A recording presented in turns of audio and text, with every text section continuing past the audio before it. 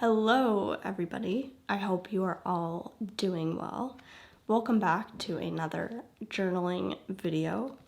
Off the bat, if my voice sounds a little strange today, it's because I'm recovering from either allergies or a cold. I'm not quite sure which it is, so definitely on the tail end, which is good, but if I sound a little weird, that would be why. But that is not stopping me from doing today's video, which is going to be the September in my journal recap slash flip through of my hobonichi cousin. So that's what we're going to be doing today, and we're just going to chat about how the month went in my book, and I'll show you all the spreads that I created over the course of the month.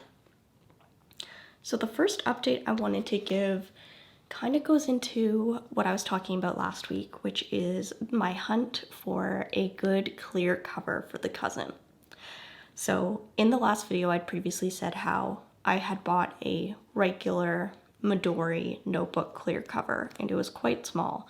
So I actually upgraded and got well, I didn't upgrade, I just got the slightly bigger cover, which is the one for the Codex notebook.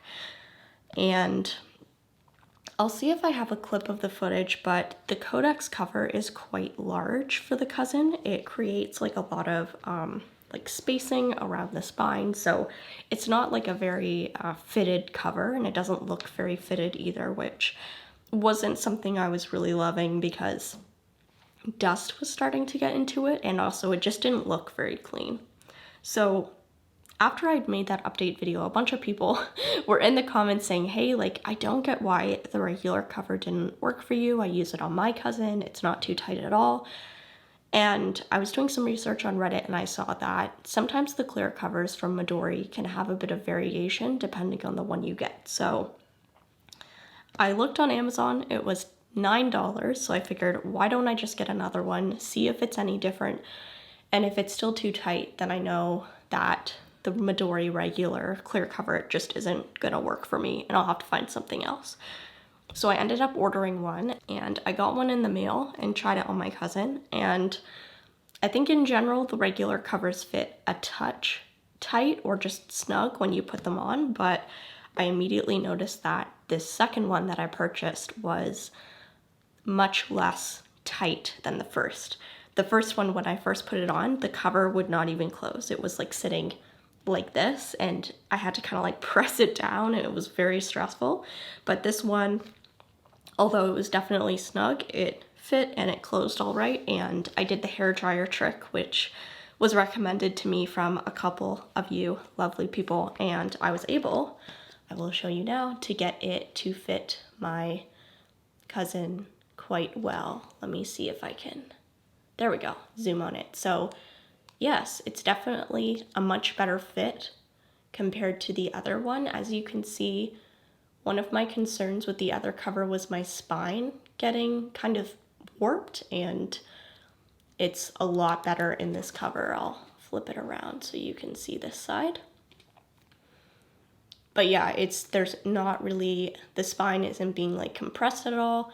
You can actually see there's like a bit of space there from the cover getting broken in, which is very comforting for me. So yeah, kind of weird, but I guess if anyone else is looking for a clear cover for their cousin and they buy the regular Midori cover and it doesn't fit, I would recommend, if you can, maybe trying to purchase another and see if that one fits a little better, because in my experience, the second try worked out quite well, and I am really liking how this fits my cousin. There's no gaping, it fits really well, it's very comfortable, and I think I've had this on my cousin for most of the month. I'll be able to tell you when we flip through, because I wrote about it in my daily pages, but it took less than a month to break it in. It's pretty comfortable now. Sometimes if I leave my book open overnight, it's a bit harder to close the next morning, but I just put like something heavy on top,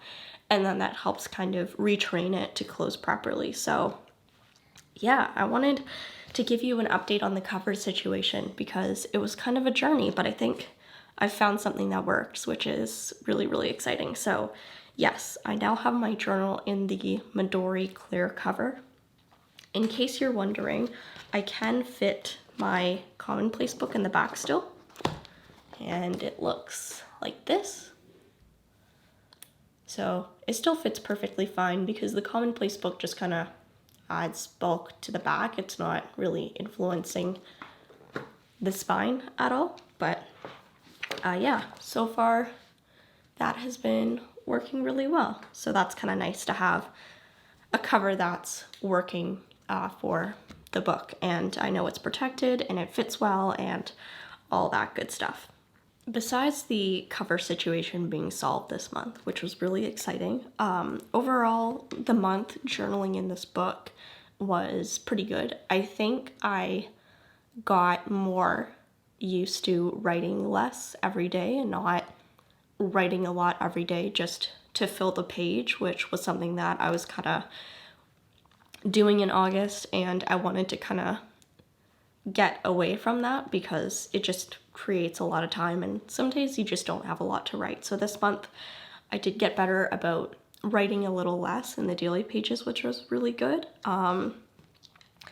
I also found that through the month I haven't grown tired of my book at all. It's interesting because I wrote about this in my journal, but this concept of like planner piece is such a kind of weird topic, and I've personally found it very hard to stay in a notebook or a planner for a super long period of time and not be constantly switching my system. But second month in with this book, I noticed that like through, you know, the usual ways, through seeing other people's system, other people's different books that they use, I would be tempted. I would get this idea in my head like, oh, could I use a Hobonichi Weeks? Could I use an A6 Could I use insert notebook or planner here? And then I started to notice this pattern where I'd be interested in the thing. I would consider the thing, think about how cool it could be. Then kind of my rational part of my brain would come in and say, okay, well, actually, would this actually work? And I'd either kind of think through the possible setup, or I would actually create like a layout of the type of page that I was thinking about. So like creating a week's layout or creating a daily layout from the A6 to see what it would actually look like. And every time I would go through this like cycle of like, oh, should I change up my system? Should I use a different notebook? I would get to the point where I'd be evaluating how like effective the system would be. And every single time I would come to the conclusion that there would be a problem that that system would have that my current cousin would solve.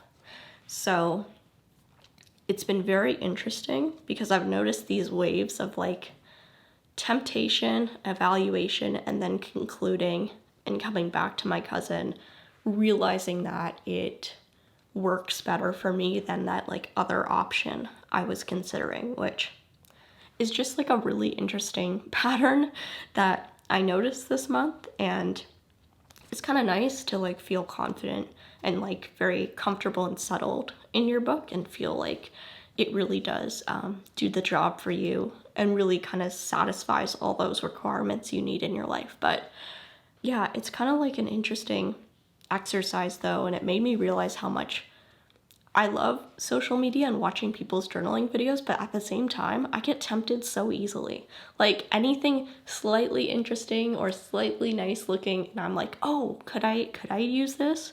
Could I change to this? And especially because I have a planner now, that barrier of, oh, well, I use a bullet journal, so planners don't work for me has been removed. So now, every time I see an interesting planner, I'm actually tempted because I could feasibly use it. Whereas before, with a bullet journal, I knew, or at that point, I knew that planners didn't work for me. So I'd appreciate it, but know that it was not the one. So now, it's like different planners are tempting me more, but I'm kind of going through this cycle where I keep coming back to my cousin and not switching it up and not buying the planner because I realize that this works better for me. So yeah, kind of like a weird mental dichotomy going on there that I thought I would share because I know you would understand. But yeah, I've been kind of thinking about different things, being tempted by different things like the weeks, the A6, the common planner, but then ultimately I'm like, you know what? I think this guy actually works better for me. So yeah, that was kind of like a weird experience this month. But besides that kind of like mental cycle, I've been journaling the same way in this notebook, I believe. I still have, I think, like the same setup that I showed you last month. I have, let's see, I have my trackers in the front, which we can see here. It was cool to see like a second month of trackers, and like I find it very cool to see it starting to fill up. I think next year when I actually start the year at the beginning, it'll be really cool to get like a full year of trackers. I am having thoughts on how I want to change the things I'm tracking for next year, but I'm not going to do any changes right now. I think I'm just going to stick with the things I'm tracking and then make that change for my setup next year. But I am thinking of changing up the categories to be more things like based on like where I'm at and what I'm doing, instead of just like daily habits I need to do. So what I mean by that is this month I've been really enjoying the two far right tracking items, which are tracking my when I play a video game and when I'm reading a book. And they're not things I have to do every day, but it's just very interesting to me to come back and see what days was I reading, what days was I playing a video game, what's the pattern that's emerging from that. So I kind of want to track things like that. This month, as you can see, like the tracker is empty here because I was kind of sick for the first part of this month. So that kind of sparked an idea in my brain for next year. Wouldn't it be interesting to kind of track and note down those days where I was like sick or not feeling well, so I can see like how my health kind of progressed and went up and down throughout the year? Because I just think that's interesting. So I'm thinking more next year of tracking trends in my life, things that are happening, versus did I, take my vitamins, more just kind of what happened in the day. But the tracker is still working out. I'm still filling it out, and it's very fun to like cross these off every morning. When I'm first waking up, I do this because, you're kind of tired and it's hard to do anything else. So this has been quite easy to do in the morning, which is nice as well.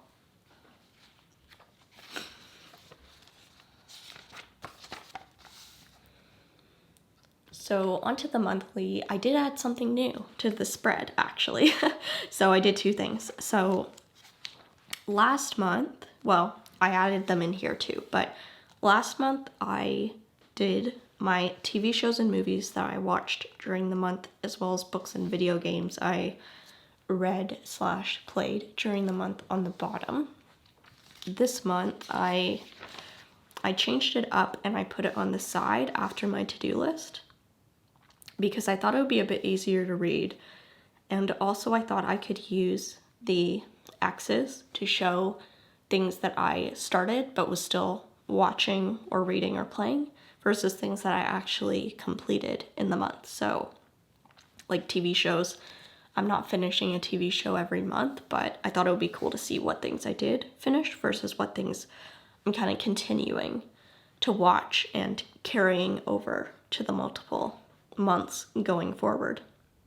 So I did change that slightly and just write it down here, which I think was a good idea, because when I flipped to October, I realized that in the hobonichi, this bottom area is not always empty. Sometimes it's taken up by the 6th week of the month.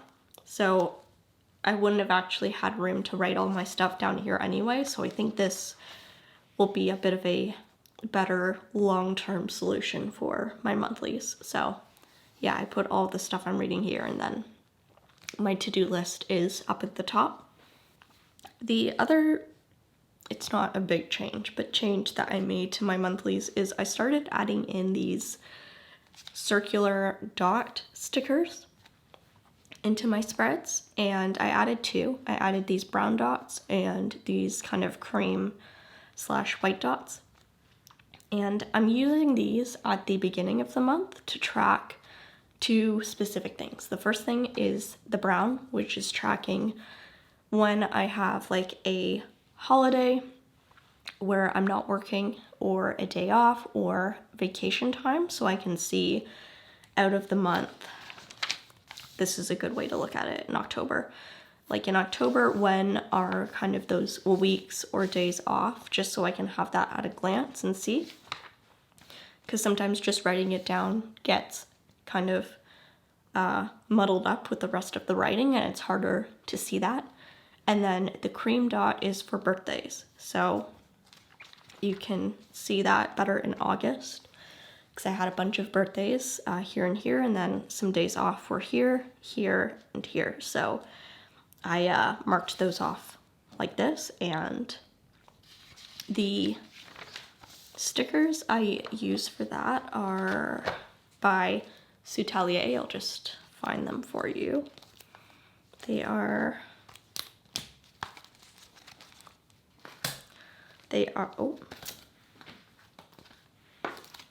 They're these two packs. So we have this one here. This is the cream dots that I use. And then from this pack,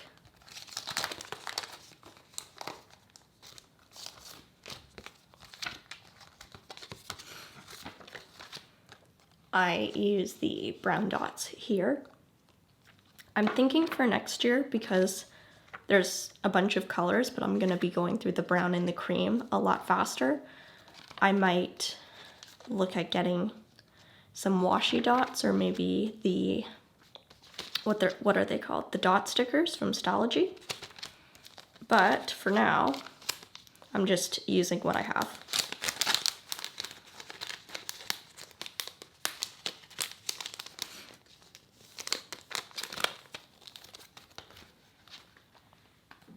And that's working pretty well. In the past, I've done dot stickers and gone a little overboard, so I'm just trying to stick to these two categories so I don't have dots everywhere on my spreads. But yeah, tracking the kind of holidays and days off and then birthdays has been very nice, and I'm still just filling this out with kind of events that happened in the month, so I kind of have this space as an overview of what happened throughout the month.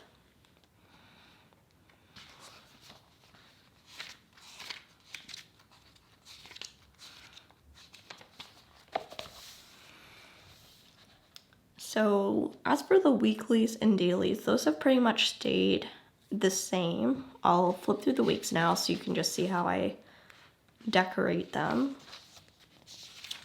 It's pretty simple. This is probably the most stickers I used this entire month. I've also gotten very into using sticky notes for lists this month, so you'll see a couple of those in my journal.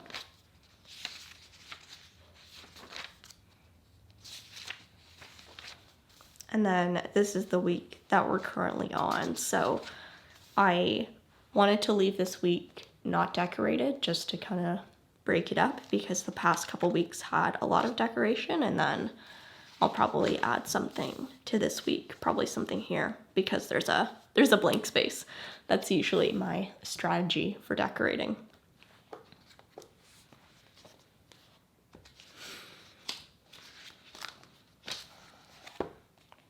So onto the dailies. Before I flip through them, I'll just show you a little look at how my cousin has started to fill up. I don't think the chunking is too bad. You can kind of see August and September, which are that dark blue here, and then the red. They're not looking too chunky compared to the other months, which is nice to see, because that's why I chose to use printer paper for this journal instead of like printing photos with my nicer photo printer. So it's nice to see that that is working. It's also interesting because this month was the first month where I kind of went from August being one color in the dailies to September being this, what's it called? This like dark red kind of rust color. So I was curious to see how I found the color change and how I would like that. Overall, I actually really like it. I think it makes things interesting for me because I get bored, so having a different color every month makes things feel a little newer. It doesn't feel like the same spreads, and because I like to color coordinate, then I'm able to use different stickers that I own because they like go better with the color that month, which is kind of cool. So you'll see that throughout the dailies. And I mostly used a lot of kind of browns and neutral colors. This day I actually put a photo in here, but it printed kind of weird in terms of the colors, which happens with like a laser printer that's not intended to print photos. So what I did was I actually took a sticky note and just put it over top of the photo so that I didn't have to look at it, and that worked out.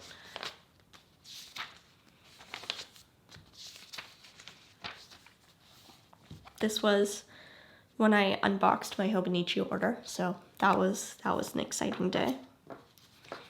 I printed out the actual slogan from hobonichi for that year because I really liked it. I also used a lot of cats this month because they went really well with this this like brown rust color.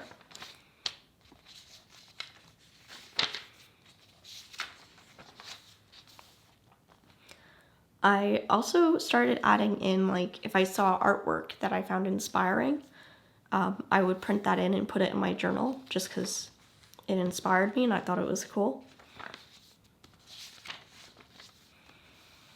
Yes, I really like this spread. So this was the day that I finished playing Pokemon Let's Go Pikachu, which is a bit of an older game for the Nintendo Switch. It was really fun. Compared to some of the newer games, I thought actually it was much better in a lot of different ways, which was kind of funny. But for this day, I had finished the game and I wanted to print out how my, I wanted to print out my final team that I used until the end of the game, which you can actually see here. I found a printable on Reddit. Pro tip, if you ever need to find printables for video games, usually Reddit is the place to go. So this printable actually, you can see if I come in really close, has these really cool like pixel illustrations of the Pokemon which are in the video game. So I actually took this and took like cropped versions of each of my Pokemon from my team and put them together in Word. And then I printed it out and I pasted it in my journal. And a couple people have been asking me how I paste photos in my journal. So I have a version of this that I printed and it was too big. It was like way too big. I don't know what happened, but this is how I print my photos. So I arrange my photos in Word. I print them out with my laser printer. It's just a standard laser printer that I got when I went to university. And this is just standard copy paper. And then what I will do is I will print all of my photos and things I want to paste in with this this gray border so that I know where to cut. And then I will just take an X-Acto knife, a ruler, and my cutting mat, and I will just cut out the photo using my X-Acto knife. And then for pasting them in, I use this here. I use this glue tape, which is by Elmer's. The reason why I use this one is because it's clear and the Tombow one is blue, and I find that leaves like a blue cast on the opposite side of the page, which I don't really like. So I use this one. And it's a permanent adhesive, so it really sticks the photo on there, which I like. So yeah, that's how I print my photos.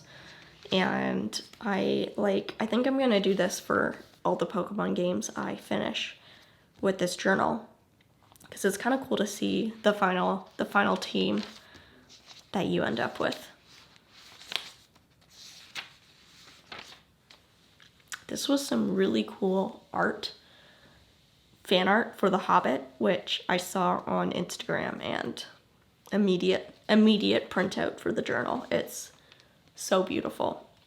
It's by, what I started doing when I printed this one out is I actually wrote down the artist here. So I have the artist for the artwork tagged so I can reference it. So this was by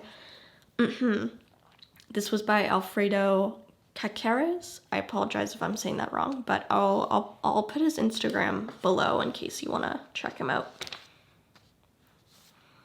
I have a receipt here, which it was kind of long, so I just kind of kept the key part, which was like the restaurant and what we ate. Another cat. And that is kind of all for September. I'll just show you October quickly in case you're curious what my journaling looks like while I'm sick. The answer is there's not much journaling going on.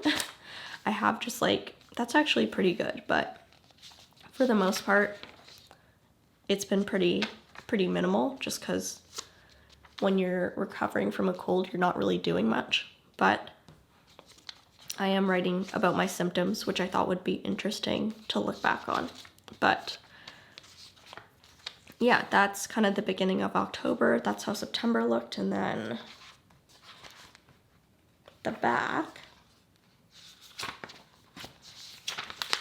Oh, I need to update this. Oops. But I have been keeping up with my restaurant log. We are on 31.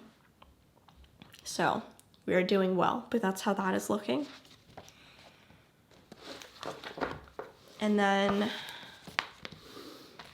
in terms of the commonplace book, so this is the only new page that I added for this month, and it is Pokemon themed because I was playing Pokemon, and when I play video games, I tend to make lists and reference things, and part of what I like to do in my commonplace book is compile those things so that I don't have to reprint these things every time I start a new notebook. So I printed out 3 things and stuck them in.